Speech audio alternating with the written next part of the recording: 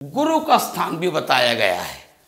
गुरु को कहते हैं कि पहली पर्व के यहाँ जरा मोड़कर हथेली में डालने से जो स्थान है उसको गुरु स्थान, गुरु पर्वत, गुरु ग्रह, गुरु पीठ आदि बहुत सारे नामों से इसे संबोधित करते हैं। केवल इतना मात्र ही सीमित नहीं है, इसकी परिधि, इसकी सीमा कुछ विस्तृत है। उस विस्तृत स्थिति के बारे में भी मैंने बता दिया। इन दोनों अंगुलियों को पसारने से बीच एक केंद्र बिंदु बनाएंगे तो इस केंद्र बिंदु से सीधे जीवन रेखा तक इसको बढ़ाइएगा। यहां जीवन रेखा बहती है। जीवन रेखा एक है, लंबी रेखा हथेली का ऊपरी तल भाग यानी मूल भाग और हाथ के बाहर के स्थान तक, यहां तक, ये इसके गुरु की सीमा है।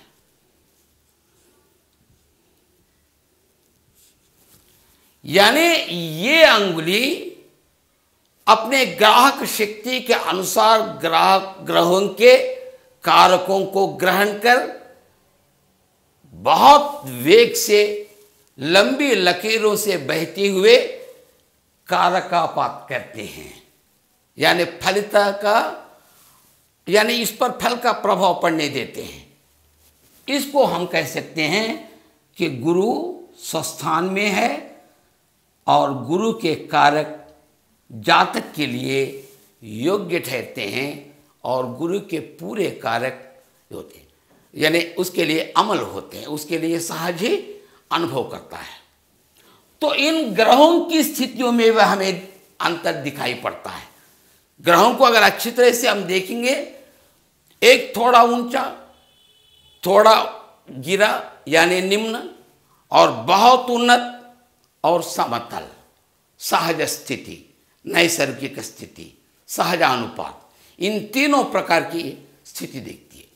सहज ही शास्त्र के अनुसार और विज्ञान के अनुसार भी गुरु पर्वत सबसे बड़े होने के कारण, बड़ा ही बड़ा ग्रह होने के कारण, सबसे बड़ा ग्रह होने के कारण इसकी उन्नति इसके अनुपातों में जरा उच्च ही रहता है। थोड़ा उच्च रहना सहज अनुपात कहा जाता है, नैसर्गिक अनुपात कहा जाता है, प्रकृति सिद्ध अनुपात कहा जाता है। वो जरा ऊंचा ही रहना चाहिए। घट गया तो दोष युक्त है। तो यूं देखने से पता चलता है कि हाँ, ये उभरा है, ये उत्कृष्ट है, वो उन्नत है। तो ऐसे सहज उन्नत में रहने से, उन्नति की स्थिति में रहने से, सहज आधिक्यता में रहने से, जरा थोड़ा उत्कृष्ट रहने से क्या क्या फल दिखाई पड़ते हैं, क्या कारक गुण आते हैं, यह सहज रूप से हम समझ सकते हैं। अगर सहज अनुपात में रहेंगे तो यहां बताई गई है भक्ति। सबसे बड़ी बात है गुरु पर्वत, ये पर्व है, ये पर्वत है। दोनों में अंतर, उच्चारण में अंतर है। पर्व, पर्वत, ये पर्वत थोड़ा उठा है तो उस जातक की भक्ति अच्छी तरह से होती है। भक्ति में क्षमता होती है।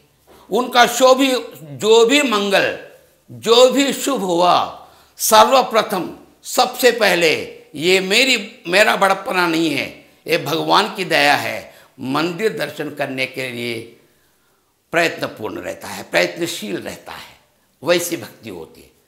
हाँ, जिस धर्म के वो व्यक्ति होते हैं, वे जातक उस धर्म को तो स्वीकार करते हैं, उस धर्म के प्रति अभिमान रखते हैं, गौरव रखते हैं, किंतु साथ ही साथ अन्य धर्मों को कम नहीं देखते हैं। अन्य धर्मों के प्रति भी जितनी क्षमता के साथ अपनी अपने धर्म के प्रति भक्ति रखते हैं, बस उसी तरह की भक्ति, उसी तरह का गौरव अन्य धर्मों पर भी रखते हैं। ये इनका बड़प्पना है। अर्थात सभी धर्म समान है।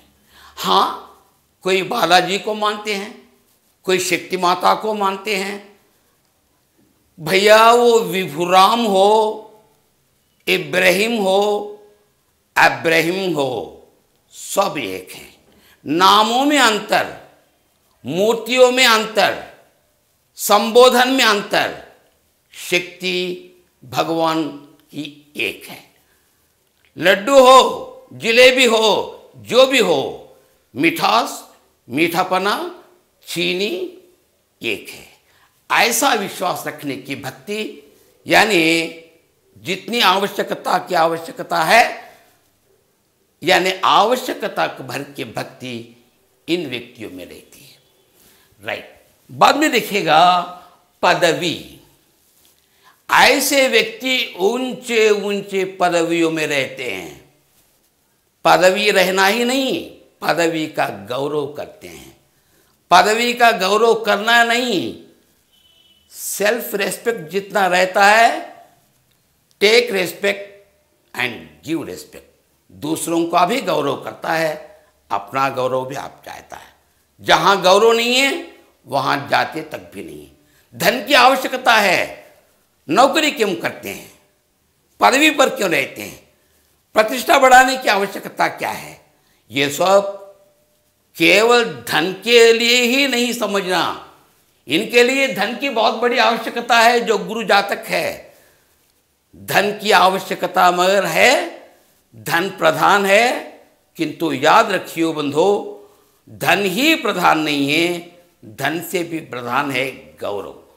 अगर कहीं गौरव का लोप हो जाए, चाहे वह उस प्रांत के मेघ सोने की वर्षा भी क्यों न करते हो, वहां जाने का प्रयत्न तक नहीं करते, उस ओर झांक कर तक नहीं देखते।